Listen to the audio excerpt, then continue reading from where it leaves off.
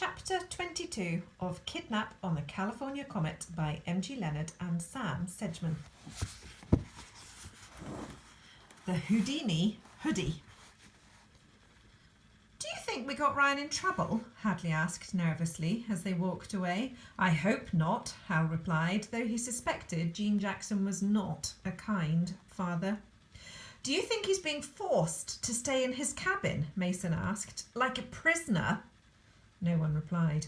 Hal was still puzzling over the shocked look on Ryan's face when he'd seen his own secret message. It was like he didn't know it existed. The train's horn blew, calling its passengers aboard. "Come on, let's go." Hadley stopped dead. "What is it?" Mason looked at his sister. "Hey!" Madly shouted along the platform. "Hey! Wait!" She started running. "Why are we running?" Hal asked as he and Mason sprinted after her. "I don't know," Mason replied. "Hadley!" They caught up and Mason grabbed his sister. "What's going on?" "Didn't you see?" "See what?" "That boy was wearing my purple hoodie." They stared at each other as the horn sounded again. "Are you sure?" said Mason. Hadley nodded. "He went in coach." All the hairs on the back of Hal's neck lifted. "Then we have to find him," he said, jumping onto the train.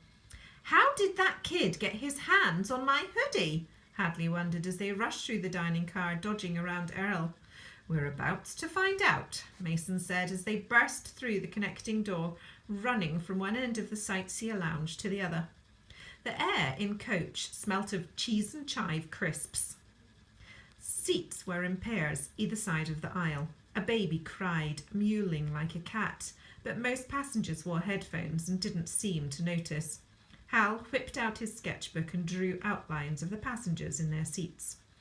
Mason put his finger to his lips and pointed. Adelbert Cabbage was sat on the right of the aisle, her chair tipped back, snoring.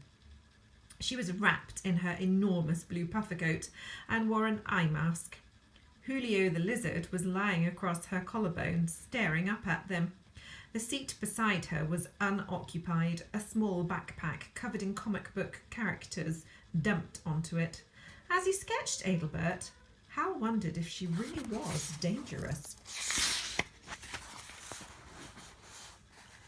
A sweep of the top floor of the carriage yielded no purple hoodie, so they went downstairs. Mason grabbed Hadley and pointed. Sitting in an aisle seat halfway down the carriage, his fingers hammering away at the buttons on a games console, was a young boy wearing Hadley's precious jumper. Hadley pushed past Hal, striding down the aisle. "Hey," she greeted the boy with a perfunctory smile. It means she doesn't really mean it, and it's very brief. "That's my top, and I'd like it back." The boy sank lower in his chair. He wasn't much older than 9 or 10. The jumper was big on him. He glared at Hadley with distrusting brown eyes and pulled the hood up over his tight black curls before returning to his game. Hadley leaned down, insistent. "Hey, you're wearing my sweater." "No, I'm not," the boy said, his eyes glued to his game. "Yes, you finders, keepers, losers, weepers." "Hello," Hal pulled Hadley back. "My name's Harrison. What's yours?" "Derek," the boy muttered. "Hi, Derek." Hal smiled as the boy looked up from his game. "Is that your mum?" He nodded at the woman asleep next to Derek, head resting against the window. She had a pair of noise-cancelling headphones clamped over her thicket of hair. Derek nodded. "Mum's tired. We boarded late last night." "Do you think she'd mind if I bought you a drink and something to eat in the cafe?" Hal asked. Derek looked up at Hal, suddenly interested. "Can I have a candy bar?"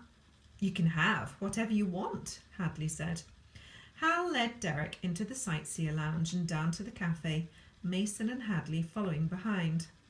"You talk strange," Derek said to Hal. "I'm from England," Hal replied, smiling. "What would you like from the counter?" After buying Derek his choice of snacks, they sat down at the booth that they now thought of as their table.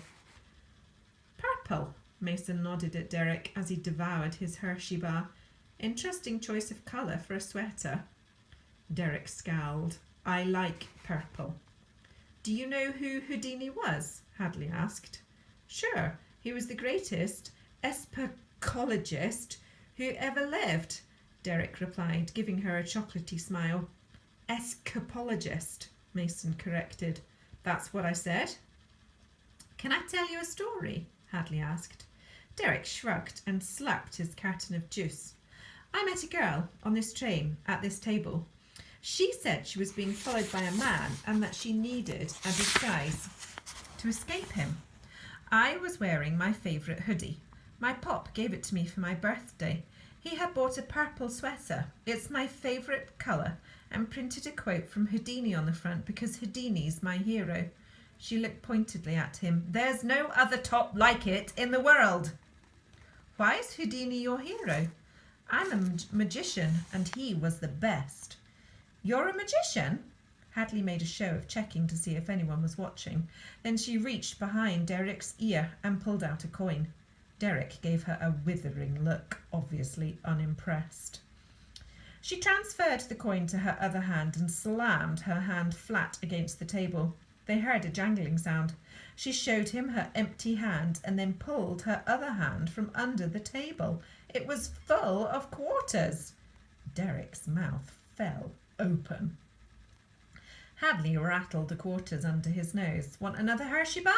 Derek nodded. Okay, but first I want to hear the story of how you got your hoodie. She smiled, because the girl who took my hoodie promised she would give it back, but she can't because she was kidnapped. Derek blinked.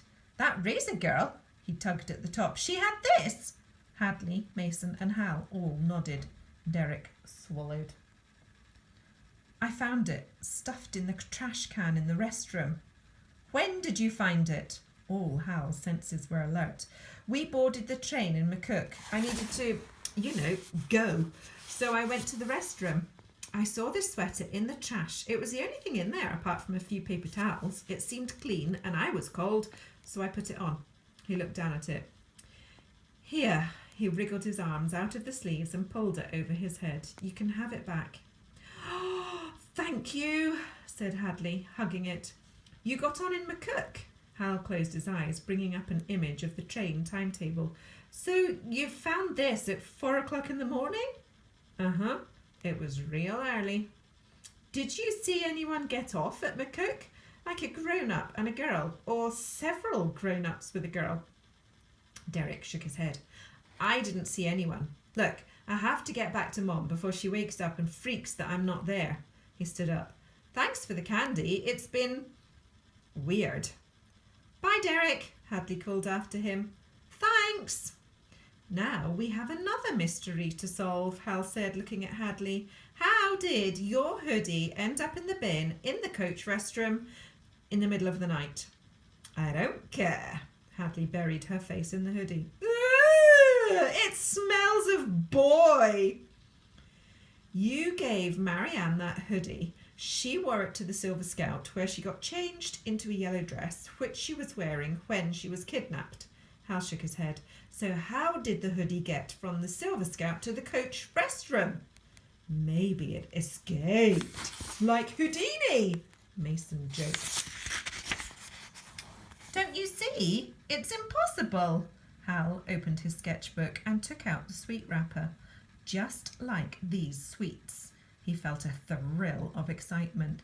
Something really is going on this train, and we're going to find out what it is.